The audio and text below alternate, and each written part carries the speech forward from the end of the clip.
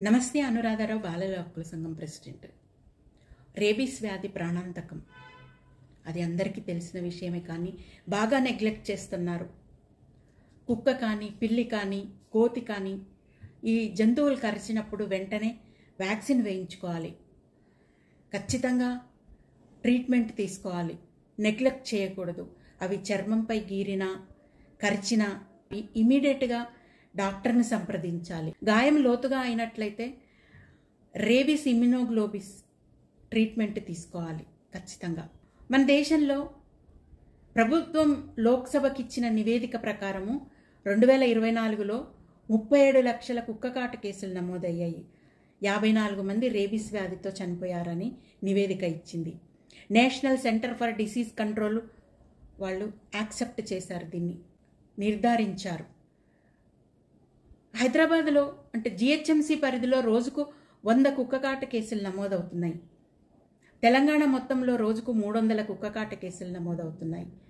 2022 నుంచి 2024 వరకు 3,40,000 కేసులు నమోదయ్యాయి. అంటే చాలా జాగ్రత్తగా ఉండాలి, అప్రమత్తంగా ఉండాలి. చిన్నపిల్లలను రోడ్లపైన అస్సలు వదిలిపెట్టకూడదు. 80% హాస్పిటల్స్లో రేబీస్ ఇమ్యునోగ్లోబిస్ అవైలబిలిటీ లేదు.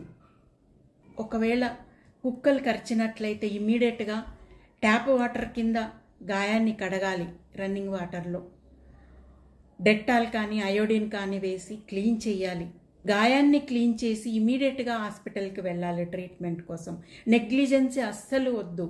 నెగ్లెక్ట్ ఎప్పుడైతే చేస్తారో అప్పుడు ఈ రేబీస్ వ్యాధి వస్తుంది. అది ప్రాణాంతకం, మరణమే. ఇంకా దానికి భయంకరమైన చావు. అది లక్షణాలు ఏ విధంగా ఉంటాయి?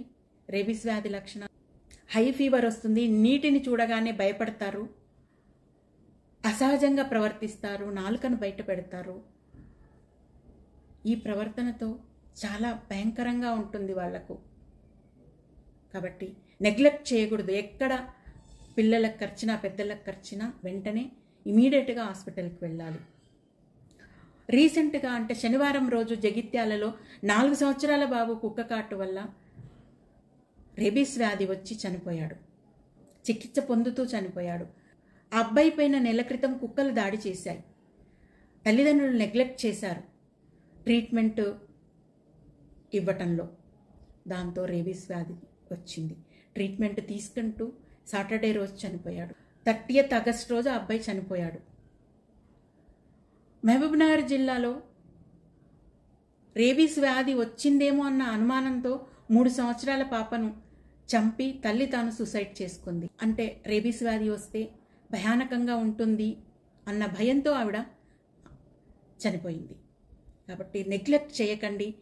పిల్లలను రోడ్లపైన అసలు వదిలిపెట్టొద్దు. జాగ్రత్తగా వాళ్లను స్కూల్కు పంపించినా, ఒంటరిగా స్కూల్కి పంపించాల్సి వస్తే తోడు వెళ్ళండి. ట్యూషన్ సెంటర్స్కి ఒంటరిగా పంపించకండి. రోడ్లపైన కుక్కలు చాలా తిరుగుతూ ఉంటాయి.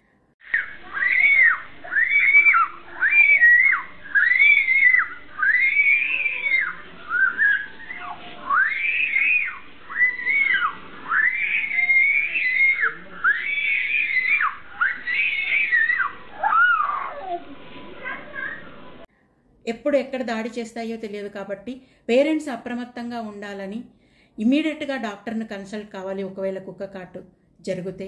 నెగ్లెక్ట్ చేయొద్దనేసి బాలల హక్కుల సంఘం పేరెంట్స్కి విజ్ఞప్తి చేస్తుంది. Thank you.